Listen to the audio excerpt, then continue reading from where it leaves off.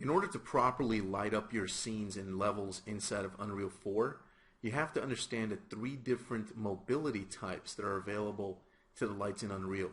So directional lights, spotlights, and point lights all have three different mobility types that we can choose. We're going to talk about that now, and I'll show you an example with a directional light representing my sun. So this directional light here is my sunlight, and you can see down here mobility, it's currently set to the stationary mode. And that's the default mode whenever you create a directional light. So what's the difference between a stationary light and, say, a static light or a movable light? Well, if I go here to this drop-down list, I could switch the light to a static light. Static lights, as you can see, well, first of all, I have to build lighting in order for the lighting to actually take effect. So by changing the mobility type, I broke the lighting. If I go to build lighting under the build menu, and I'm just going to build lighting only so that this can go a little bit faster, you see that when it's finished, here we go, it went ahead and finished building lighting. So now we have shadow maps, as we can see. You can see the shadows being casted by my sunlight underneath the couch around these different plants and pots and tables and railings and different things like that. So every time you make a change to a static light, you have to rebuild lighting in order to see the updates. This is because these are pre-computed lights, which means that they're basically calculated and rendered first. They're not rendered while the player's playing the game. Okay, now with static lights, we have the ability to change the intensity and the color of the light and any of that stuff. If you change the intensity or the color of a static light, or you move or rotate a static light, you will have to build lighting again in order to see the updates and changes. So here I'm taking this sunlight and I'm rotating it around.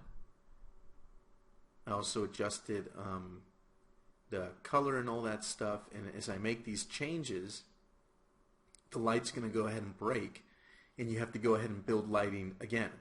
So let's switch over from static to stationary. A stationary light is kind of a hybrid between static lights and dynamic lights.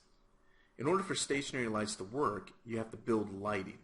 This will go ahead and light map the shadows from the light, as well as global illumination and stuff like that. However, we get much nicer dynamic shadows with the stationary light.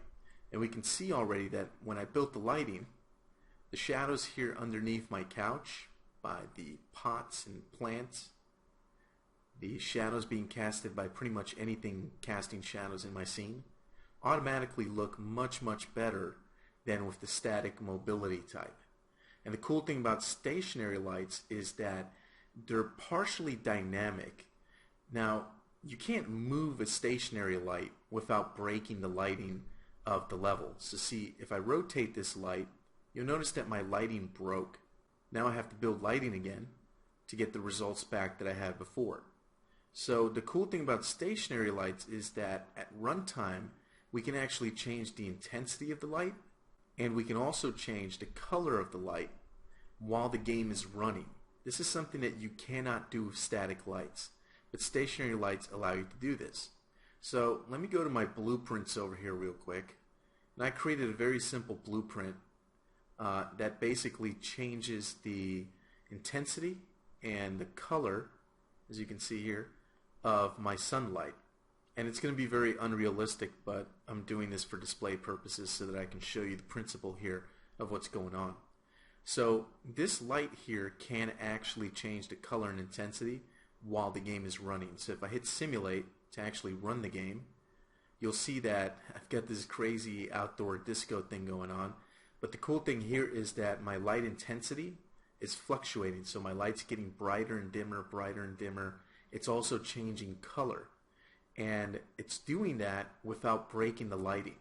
And that's the cool thing about stationary lights, is that they create really nice shadows, and they also allow you to change the light color and light intensity while the game's running. Now if we look at the final mobility type, movable, a movable light is also known as a completely dynamic light. These are the most expensive types of lights to render in video games because they're completely dynamic and nothing is pre-computed. Everything's being calculated in real time while the game is running. This means that, of course, like we did before, you can have light intensity and light colors change on a completely movable light. You also notice that the light icon changed a little bit there so that I can immediately tell it's a movable light. Now, the final cool thing about these movable or dynamic lights is that you can actually move them around. So I went ahead and created a matinee real quick of this light actually changing its orientation, and I hooked it up to a blueprint. So let's go ahead and let's simulate this, and we'll be able to see that the intensity, the light color, as well as the orientation, the movement or rotation of the light can change on the fly while the game's running. So if you look at the shadows here, the shadows are changing the orientation or the azimuth because I'm actually rotating this directional light, which represents my sun, back and forth. So that's kind of the cool thing about completely dynamic lights. Just remember that they are extremely expensive to render out, so you want to make sure that you're careful about how you're using dynamic lights.